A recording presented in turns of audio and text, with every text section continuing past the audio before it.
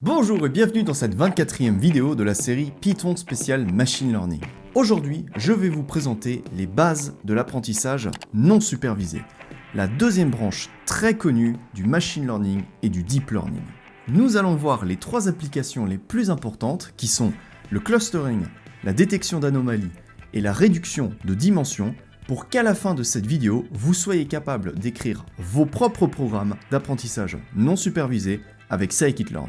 Vous êtes prêts? C'est parti!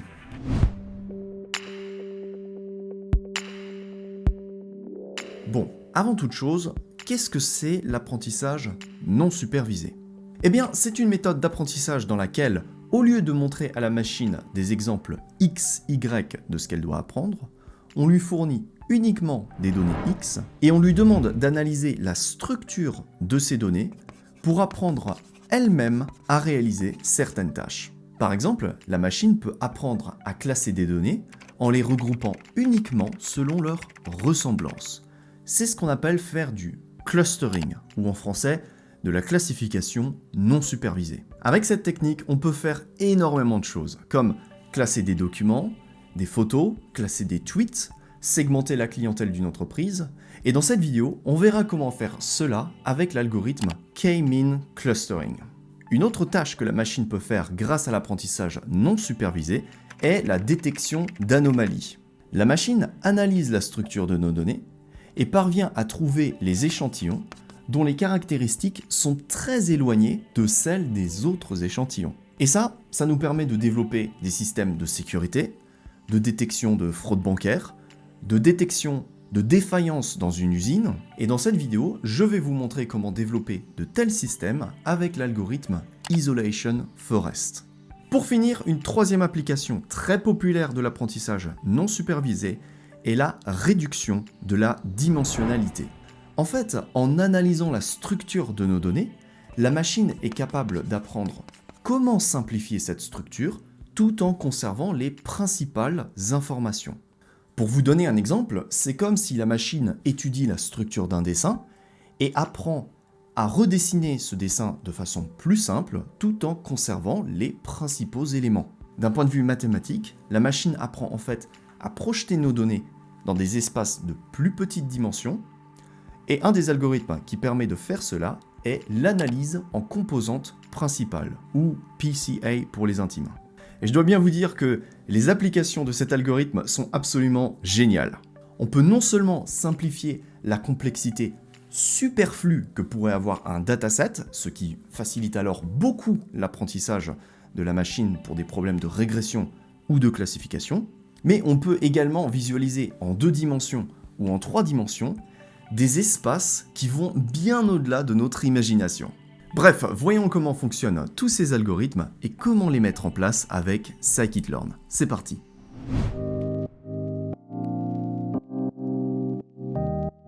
Ok, on va commencer par parler de clustering. Comme on l'a vu, le principe est de laisser la machine apprendre à classer nos données selon leur ressemblance. Pour ça, un des algorithmes les plus populaires est le K-mean clustering. Voyons son fonctionnement. Imaginez qu'on désire regrouper les données suivantes en 3 clusters.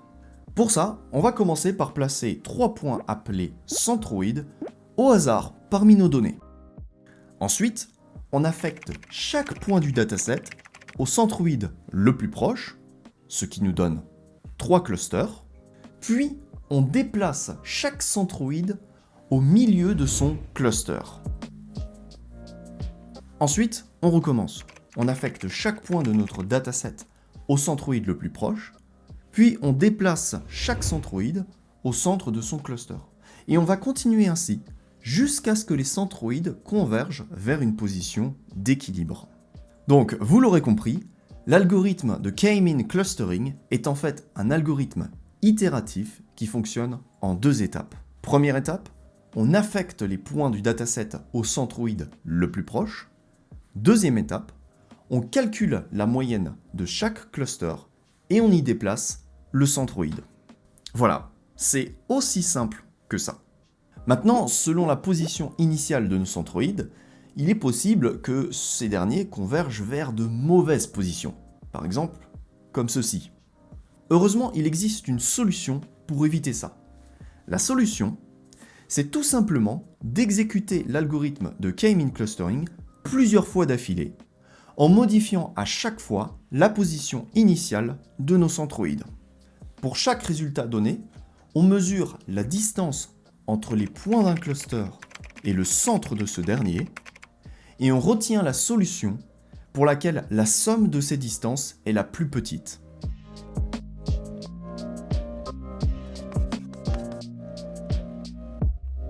En résumé, l'algorithme de K-mean clustering cherche en fait à minimiser une fonction coût appelée inertia et qui représente la distance entre les points d'un cluster et le centre de ce dernier. Et ça correspond à peu de choses près à la variance de nos clusters. Donc l'algorithme de K-mean clustering cherche en fait à minimiser la variance des clusters. Ce qui nous convient parfaitement puisque ça disqualifie les solutions dans lesquelles on a des centroïdes qui se baladent au milieu de groupes de données, si vous voyez ce que je veux dire. Alors, pour faire ça avec scikit-learn, il faut commencer par importer l'estimateur K-means depuis le module clusters. Ensuite, on crée un modèle dans lequel on précise le nombre de clusters que l'on veut avoir, donc par exemple 3. On peut également définir le nombre d'initialisations que l'on veut avoir pour notre algorithme, c'est-à-dire le nombre de fois que l'algorithme devrait être exécuté. De base, ce nombre est fixé à 10. Vous n'avez pas vraiment besoin d'y toucher. Vous pouvez également définir le nombre d'itérations max avec max iter. De base, il est fixé à quelque chose comme 200 ou 300. Vous avez pareil, pas besoin d'y toucher, c'est pas utile. Et pour finir, un dernier paramètre très intéressant qu'on peut avoir là-dedans, c'est init. C'est-à-dire quelle stratégie d'initialisation nous allons utiliser pour notre algorithme. Par défaut, c'est la méthode K-means++ qui est utilisée. Cette technique consiste à placer nos centroïdes sur des points très éloignés de notre dataset, ceci dans le but d'accélérer la convergence de nos centroïdes vers des positions d'équilibre. C'est une très bonne méthode d'initialisation, donc pareil, je vous conseille de ne pas y toucher. En fait, quand vous utilisez le modèle K-means, tout ce que vous avez à faire, c'est d'écrire n clusters et de choisir un nombre de clusters. C'est tout.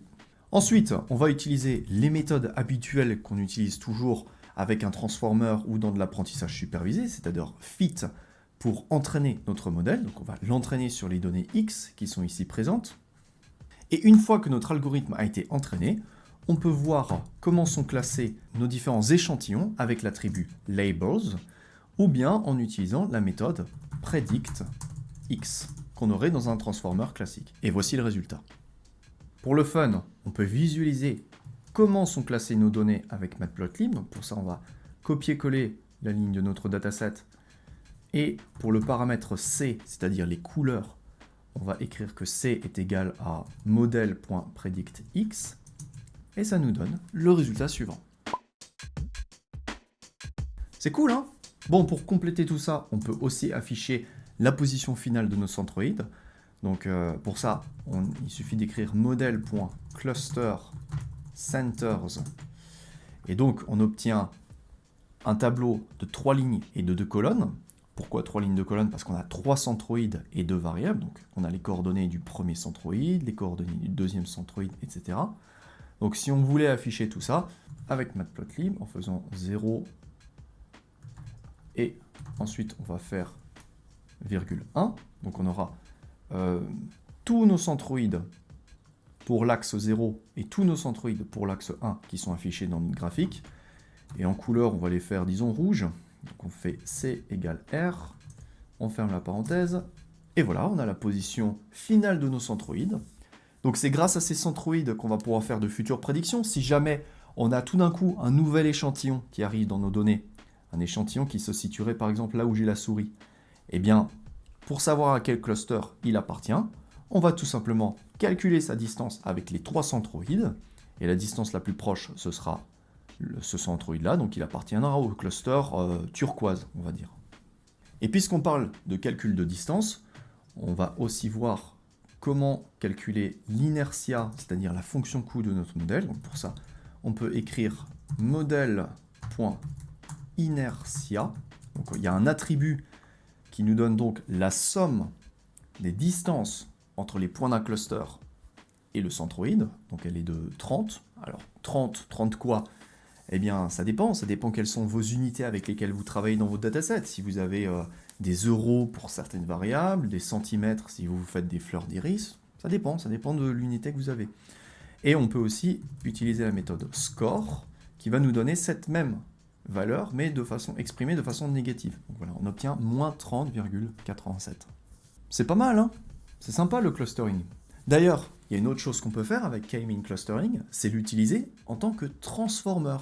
Il y a aussi une méthode fit, transform, etc., qui, lorsque vous les utilisez, vous retourne justement la distance entre chaque point d'un cluster et son centroïde. Dites-moi si vous voudrez que je fasse une vidéo qui vous explique un peu plus en détail comment utiliser K-means en tant que transformer. Je pense pas qu'on va le faire dans cette vidéo parce qu'il y a déjà pas mal de choses à voir. Mais voilà, on peut aussi l'utiliser en tant que transformer dans une pipeline. Très intéressant. Bon, une dernière petite chose. Comment être sûr de choisir le bon nombre de clusters pour notre algorithme? Alors, dans notre cas, c'était assez facile. On pouvait regarder notre dataset, on voyait 3 paquets, on en déduit qu'il faut 3 clusters. Simple. Mais dans le cas où on se retrouve avec un dataset avec des centaines de dimensions, dans lequel peut-être que nos données sont un petit peu mélangées, comment on fait?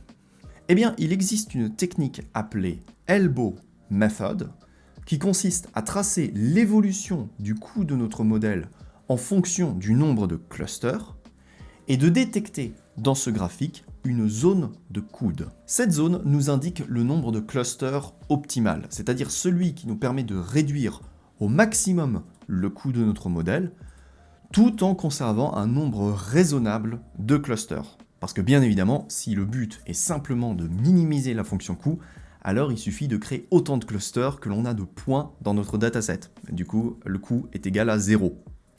Pour faire ça avec scikit-learn, c'est très simple. On va commencer par créer une liste vide, liste qui va contenir les coûts de nos différents modèles pour des valeurs de k allant de, par exemple, 1 à 20.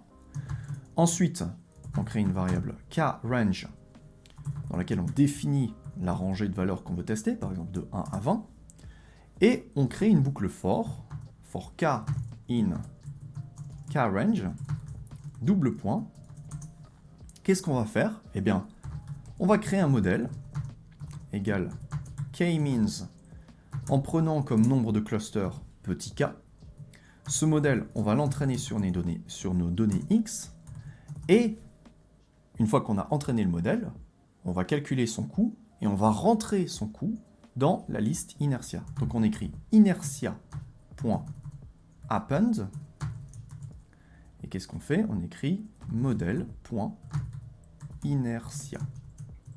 Donc, on exécute cette boucle, tout se passe bien, et donc il suffit de tracer un graphique matplotlib qui va nous tracer inertia en fonction de kRange pour obtenir cette fameuse courbe sur laquelle, d'ailleurs, ici, on peut voir une zone de coude pour un nombre de clusters égal à 3. Et c'est parfaitement cohérent vu qu'on a vraiment 3 clusters. Et voilà, avec tout ça, vous savez désormais faire du clustering. Dans scikit-learn, il existe beaucoup d'autres algorithmes que k-means. Alors s'il fallait en retenir 2 ou 3, je vous conseille de retenir dbscan ainsi que agglomeration clustering. Ces deux-là sont vraiment très utiles dans les situations où vous désirez segmenter des données qui forment des clusters non convexes ou anisotropes. En gros, des choses qui ressemblent à peu près à ça. Sur de tels exemples, ils vous donneront de bien meilleurs résultats que le k-mean clustering. Cependant, il faut savoir que de telles situations sont quand même assez rares, parce qu'en général, les données dont on dispose sont réparties de façon normale. Donc le k-mean clustering est plus efficace et il est beaucoup plus rapide. Donc je vous conseille de l'utiliser si vous voulez trier des photos, des documents, des tweets, si vous voulez segmenter des entreprises, si vous voulez trier des produits alimentaires, bref, vous pouvez classer énormément de choses avec cet algorithme. D'ailleurs, si vous voudriez que je fasse une vidéo dans laquelle je classe une de ces choses, n'hésitez pas à me le dire dans les commentaires, je pense que ça pourrait faire une vidéo très très sympa. Bon, à présent, nous allons parler d'un autre grand domaine de l'apprentissage non supervisé, la détection d'anomalies.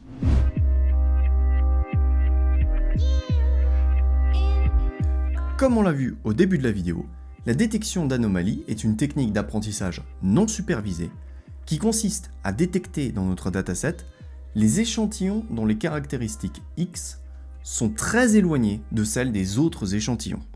Pour ça, on peut par exemple calculer la moyenne et l'écart type de nos données pour déterminer une fonction densité de probabilité et se servir de cette fonction pour calculer la probabilité d'existence d'un échantillon donné.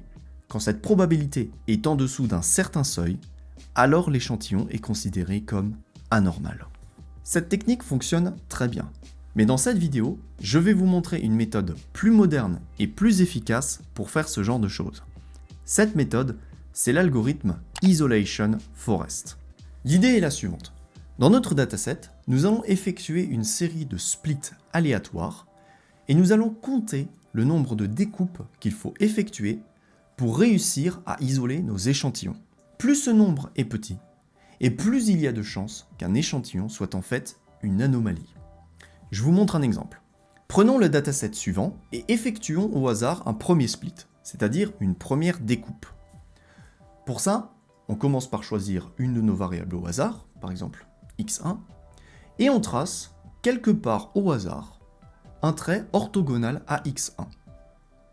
Ensuite, on vérifie si ce trait nous a permis d'isoler un de nos échantillons. En l'occurrence, non, aucun échantillon n'est isolé. Donc, on continue. On choisit une de nos variables au hasard, par exemple x2, puis on trace quelque part au hasard un trait orthogonal à x2, et on vérifie si ce trait nous a permis d'isoler un échantillon. Toujours pas. Donc, on recommence, on choisit une variable au hasard, on trace un trait, et cette fois-ci, bingo! Nous avons réussi à isoler un échantillon. Et en plus, il s'agit pile poil de l'échantillon qui nous intéresse. Si c'est pas de la chance, ça... Attendez. Est-ce que c'est de la chance? En fin de compte, pour isoler cet échantillon, il suffit de tracer un trait dans toute cette région. C'est-à-dire qu'on a plus d'une chance sur deux de pouvoir isoler cet échantillon lorsqu'on effectue un split sur x1. A contrario, si on voulait isoler un des échantillons qui est perdu dans cette masse de données, eh bien, il faudrait placer au minimum 2 traits qui soient chacun localisés dans cette toute petite fenêtre. Donc si jamais vous arrivez à isoler cet échantillon en plaçant simplement des traits au hasard, avant d'isoler la grosse anomalie qu'on a là-haut, eh ben, je vous conseille de jouer au loto ce soir. Parce que là, niveau probabilité, on est vraiment bien bas là. Bref, je pense que vous avez compris l'idée. Avec cet algorithme, il est possible de détecter une anomalie en comptant le nombre de splits que l'on a effectués jusqu'à isoler cette dernière. Plus ce nombre est petit, et plus la probabilité qu'il s'agisse en effet d'une anomalie est élevée. En l'occurrence, ici, il n'a suffi que de 3 traits tracés au hasard pour isoler cet échantillon. Et il est fort probable que pour isoler un des échantillons qui soit perdu dans la masse, il nous faille peut-être 200 ou 300 traits. Maintenant, je vous l'accorde, il est quand même possible d'isoler un des échantillons dans notre masse de données avant de pouvoir isoler l'échantillon qui est perdu en tant qu'anomalie. C'est très peu probable, mais c'est possible. On est d'accord. Heureusement, il existe une solution pour éviter que la machine ne considère alors cet échantillon-là comme une anomalie. Cette solution, c'est de demander à la machine de générer plusieurs estimateurs qui vont chacun effectuer une séquence de splits aléatoires. En considérant alors l'ensemble de leurs résultats, nous sommes capables de disqualifier les quelques petites erreurs qui pourraient être commises par certains estimateurs. Pourquoi? Parce que la majorité va l'emporter. Cette technique, c'est ce qu'on appelle une technique d'ensemble, parce qu'on entraîne non pas un, mais plusieurs estimateurs pour ensuite considérer l'ensemble de leurs estimations. Je vous en parlerai plus en détail dans la prochaine vidéo. En attendant, sachez simplement que l'algorithme Isolation Forest est en fait un ensemble de générateurs de type arbre, d'où son nom de forêt, puisque c'est un ensemble d'arbres, donc une forêt, et que les splits que l'on effectuait tout à l'heure représentent en fait les embranchements des différents arbres de notre forêt. Si vous ne savez pas exactement ce qu'est un arbre de décision en machine learning, ne vous en faites pas parce que je ferai également une vidéo à ce sujet dans pas longtemps. Bref, il est temps de voir comment faire tout ça avec scikit-learn. J'ai donc ici un petit dataset avec une certaine anomalie en haut à droite, et ce que je vais faire, c'est que je vais commencer par importer le modèle Isolation Forest. Donc celui-ci, on le trouve dans scikit-learn ensemble, import Isolation Forest, comme vous pouvez le voir. Et pour utiliser ce modèle Isolation Forest, je vais vous dire, tout ce que vous avez à faire, c'est de préciser entre parenthèses le taux de contamination que vous désirez filtrer dans votre dataset. C'est aussi simple que ça. Vous n'avez pas besoin de définir le nombre d'estimateurs, la taille maximum de vos arbres. On peut faire ça, mais c'est pas nécessaire. Tout ce que vous avez à faire, c'est de préciser contamination égale, par exemple, 0,01, ce qui représente 1%. Donc vous direz à votre modèle, et je pense qu'il y a 1% de déchets dans mon dataset, est-ce que tu peux les identifier pour moi, s'il te plaît?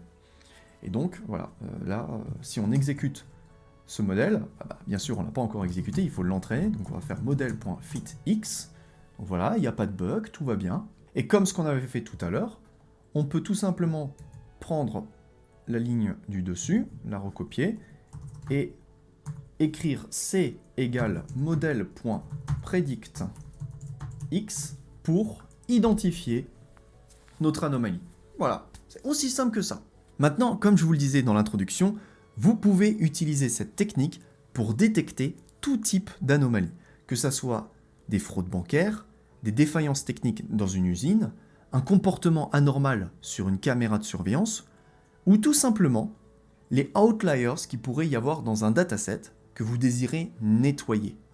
Et c'est ce que je vous propose de faire maintenant, en trouvant dans le dataset digits quels sont les chiffres les moins bien écrits, ceux qu'il est préférable d'éliminer avant de donner notre dataset à la machine pour une tâche de classification.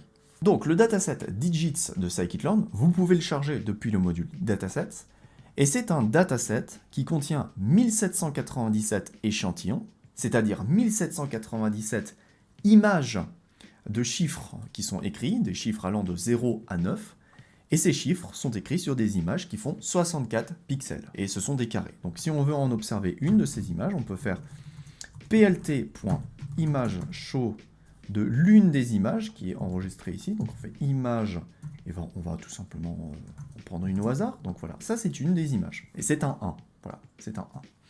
Donc ce qu'on pourrait essayer de faire, c'est de nettoyer ce dataset des images qui seraient vraiment mal écrites. Voilà, parce que ça existe, il y a des gens des fois qui écrivent mal les chiffres et tout, et peut-être qu'il y en a dans ce dataset, on ne sait pas. Donc ce qu'on pourrait faire, c'est justement d'entraîner un algorithme Isolation Forest, donc on fait modèle égale Isolation Forest, on va fixer un random state égale 0, et on va définir un taux de contamination égal, par exemple, à 2%, cette fois-ci, pourquoi pas. Essayez en général de garder le taux de contamination assez faible, genre 1%, 2%, au grand maximum 5%, voilà, parce que si votre dataset est plus contaminé, c'est quand même peut-être assez étrange. Voilà, on a défini ce modèle. Ensuite, on va l'entraîner sur nos données X, donc on fait modèle.fitx, et désormais, il ne reste plus qu'à voir quelles sont les prédictions de notre modèle. Donc on fait modèle.predict de X, et en fait là, ça nous donne un tableau dans lequel, je ne vous l'ai pas dit tout à l'heure, nous avons uniquement des 1 et des moins 1. Les 1 représentent les données qui ne sont pas des anomalies, et les moins 1 sont des données qui représentent des anomalies.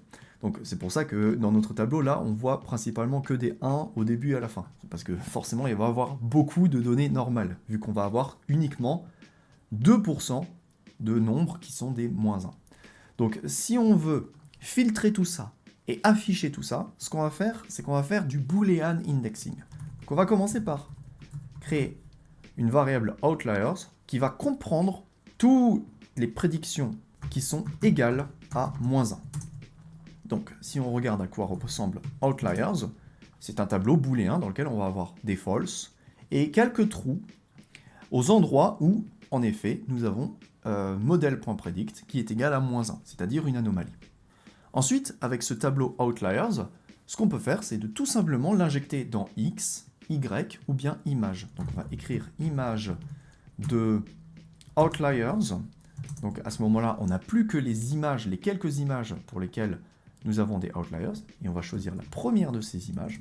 Donc ça c'est la première image. Et si on veut l'afficher, on utilise matplotlib, comme toujours. Donc on fait plt image show.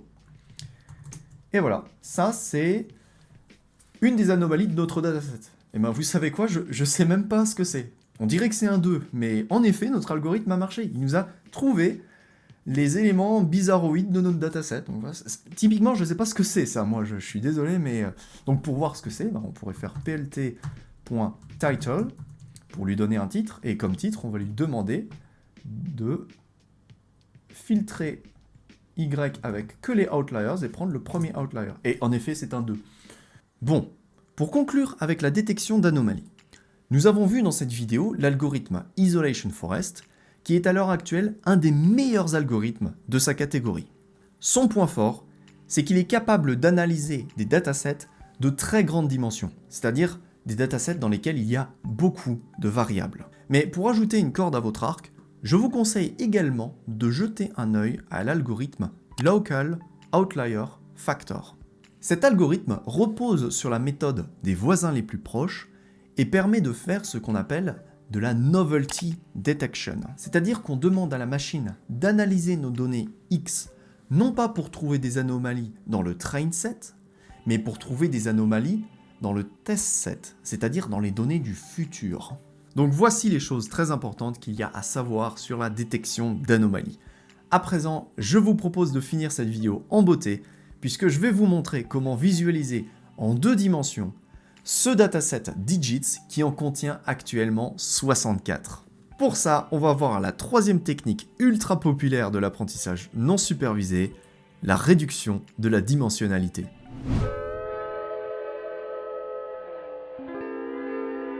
La réduction de dimension est l'une des applications les plus importantes de l'apprentissage non supervisé. Le principe est de réduire la complexité superflue d'un dataset en projetant ces données dans un espace de plus petite dimension, c'est-à-dire un espace avec moins de variables. Le but est d'accélérer l'apprentissage de la machine et de lutter contre un phénomène appelé le fléau de la dimension.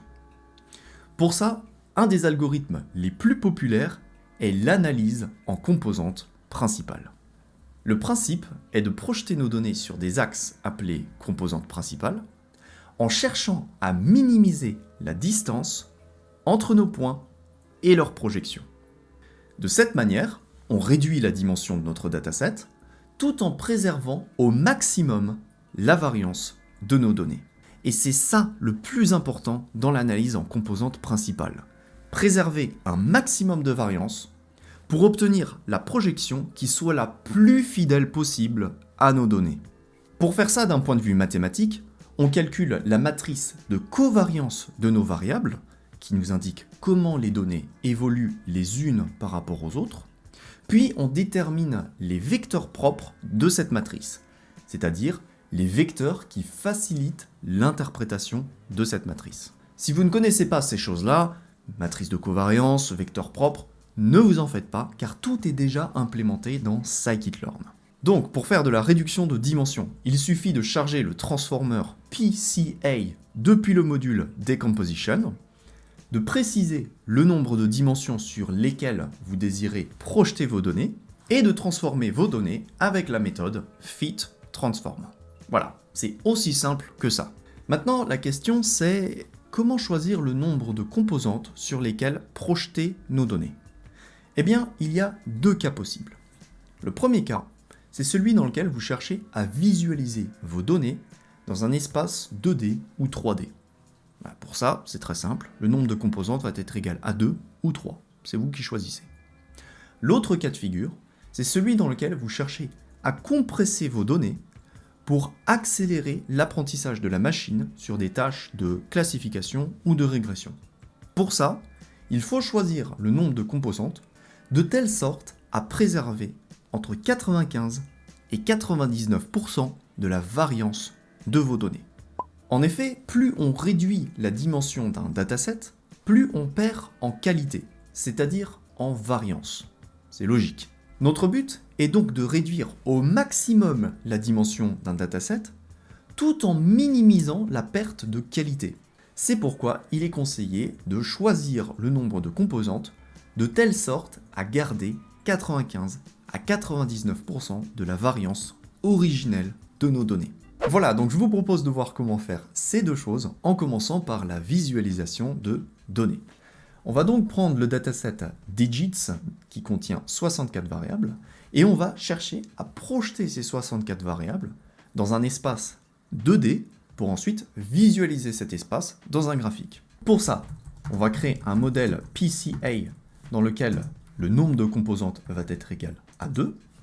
Ensuite, on va entraîner notre modèle, puis l'utiliser pour transformer les données X. Donc on va utiliser la méthode fit transform, ce qui nous donne un tableau dont les dimensions vont être de 1797 lignes et 2 colonnes. Donc ce tableau, il ne reste plus qu'à l'enregistrer dans une variable, par exemple x reduced, puis d'utiliser la fonction scatter de matplotlib pour observer les deux composantes de xReduced. Donc on va écrire xReduced, 0 pour notre première composante, et la même chose pour notre deuxième composante. On obtient le résultat suivant. On va donc rajouter des couleurs sur notre graphique en écrivant C égale Y, puisque je rappelle, Y contiennent les étiquettes de nos différents échantillons, donc la valeur 1, la valeur 0, la valeur 2, etc. Et pour donner du sens à tout ça, on va rajouter une color bar. Donc voilà, on peut voir comment sont organisés dans un espace 2D les échantillons du dataset digits.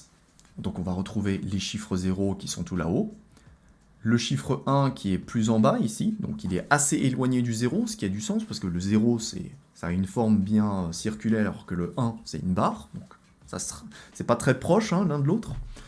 Et ainsi de suite, on va trouver le 9 qui est pas loin du 0, le 7, le 6, le 5, etc. C'est un graphique extrêmement intéressant à analyser. Et pour savoir à quoi correspondent les axes de ce graphique, l'abscisse et l'ordonnée, il faut analyser le contenu de chaque composante. On a donc ici le contenu de la composante numéro 1 et ici le contenu de la composante numéro 2. Autrement dit, si on analyse les dimensions, on va voir que chaque composante contient 64 valeurs. Et si nous avons 64 valeurs, c'est parce qu'en fait, chaque composante est une combinaison linéaire des 64 variables de notre dataset. Par exemple, sur le graphique qu'on avait au tout début, on peut dire que l'axe orange est une combinaison linéaire de l'axe x1 et x2. Et bien là, c'est la même chose, mais sur 64 dimensions.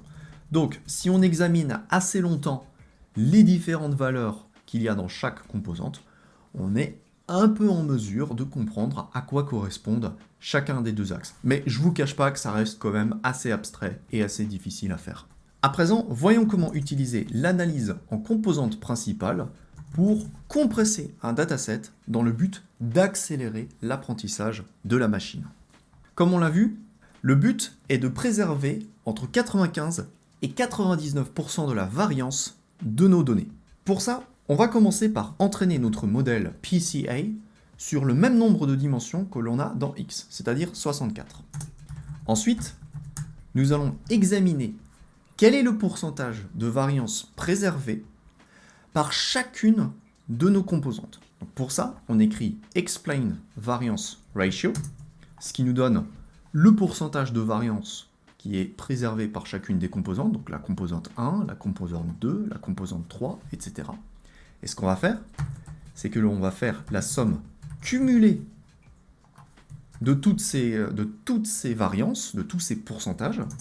Et là, on voit qu'on part de 0,14, donc 14% jusqu'à 100%. Et ce qu'on va chercher à faire, c'est de trouver le moment où on atteint 95% ou 99%. Ça, c'est au choix. C'est vous qui voyez, selon le pourcentage, selon le compromis que vous cherchez, entre réduire au maximum le dataset et garder un maximum d'informations. Donc, ce qu'on peut faire, c'est grapher tout ça dans un graphique matplotlib. Donc on va faire plt.plot de notre fonction. Et donc voilà, on peut voir à partir de combien de composantes, environ 40, 40, 50, on atteint les 99. Ou une autre chose qu'on peut faire, c'est d'utiliser la fonction NumPy argmax en cherchant l'endroit où tout ça est supérieur à, par exemple, 99. Et donc, c'est pour l'indice 40, c'est-à-dire que c'est à partir de la 40e composante principale que l'on atteint 99% de la variance de notre modèle. À partir de là, il ne reste plus qu'à réentraîner notre modèle PCA avec le nombre qu'on a trouvé, donc 40. Et ensuite, on est sûr d'avoir réduit notre dimension à la meilleure valeur, tout en gardant 99% de l'information de notre dataset. Et pour finir, si on veut observer à quoi ressemblent ces images une fois qu'elles ont été compressées, il faut commencer par les décompresser pour qu'elles aient à nouveau 64 pixels. Donc pour ça, on va utiliser la méthode inverse transform de notre modèle, dans lequel on va faire passer x reduced. Mais attention, en faisant ça, nos données ne retrouvent pas la position qu'elles avaient à l'origine. Non, à la place, on repositionne simplement les axes, c'est-à-dire les composantes principales, là où elles ont été calculées dans notre dataset. Donc, si on fait tout ça et qu'on crée une variable x recovered, et donc pour afficher une des images de x recovered, par exemple la première, il suffit d'utiliser ImageShow et de redimensionner cette image pour qu'elle fasse 8 pixels de hauteur et 8 pixels de largeur. Et on obtient le résultat suivant. Donc on peut voir que la compression par PCA en 40 dimensions a préservé beaucoup de la qualité de notre image. Les seuls éléments importants qui ont perdu en qualité sont les éléments de l'arrière-plan, mais est-ce que c'est si important ? Pas vraiment. En tout cas, pour reconnaître un chiffre, c'est pas l'arrière-plan qui compte, c'est la zone centrale. Et ce qui serait intéressant, c'est de voir à quel point la qualité peut être affectée en changeant le nombre de composantes principales. Donc si on prend simplement une composante, alors on va obtenir le résultat suivant. Donc vraiment une image qui est mal compressée, parce que forcément tout a été projeté sur une seule dimension. Si on prend 2 dimensions, c'est un petit peu mieux. 3 dimensions, c'est encore un peu mieux. Pourquoi ? Eh bien parce que plus on rajoute 2 dimensions, plus le pourcentage de la variance qui est préservée augmente. C'est ce qu'on avait vu sur le graphique de tout à l'heure, si vous vous rappelez. Donc voilà, avec ça, vous êtes désormais capable de faire de la réduction de dimensions. Une dernière technique que je ne vous ai pas montrée, c'est qu'on peut directement écrire dans NComponents le pourcentage de variance que l'on désire avoir. Donc si on écrit 95, 0,95, alors, eh bien, 95% de la variance est préservée. Et si on veut alors savoir combien de composantes sont utilisées dans notre modèle, on écrit model.nComponents et on voit qu'il y a 29 composantes nécessaires pour atteindre 95% de la variance. Voilà, c'est une méthode un petit peu plus rapide pour obtenir directement les résultats que vous attendez avec l'algorithme PCA.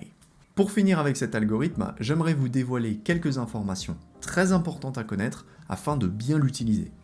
La première, c'est qu'il faut toujours standardiser vos données avant de les utiliser dans PCA. La raison est que les axes de l'analyse en composantes principales partent tous de l'origine de vos données. Donc il est très important que vos données soient centrées. Et également que vos données aient une variance égale à 1, ce qui facilite beaucoup la projection de vos données sur ces axes. Donc, pensez à standardiser vos données avant de les passer dans l'algorithme PCA. Une deuxième chose très importante à savoir est que l'algorithme PCA est normalement conçu pour traiter des variables continues. Il y a beaucoup de gens qui essayent de s'en servir pour projeter des variables qui ont été encodées en one hot dans des espaces de plus petite dimension. Ça marche, mais c'est pas conçu pour ce genre de choses en principe. Voilà, c'est quelque chose d'important à savoir. Et une troisième chose à savoir est que l'analyse en composantes principales ne permet pas de projeter efficacement des données dans lesquelles il y a des relations non linéaires, comme par exemple ceci.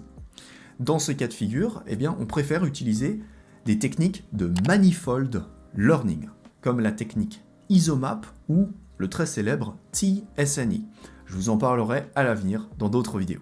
En attendant, soyez sûr que PCA est une valeur sûre, très souvent utilisée en data science, donc je vous conseille de le rajouter à votre boîte à outils de data scientist.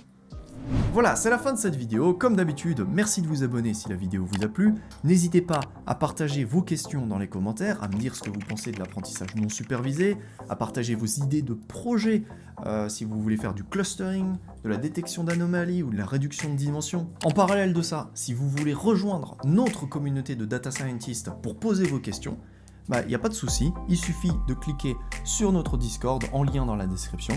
Et si vous voulez me remercier pour toutes les vidéos que je produis, je vous invite à me soutenir sur Tipeee, sur lequel je laisse aussi 2-3 bonus pour les abonnés. Voilà, portez-vous bien et je vous dis à très vite pour la prochaine vidéo.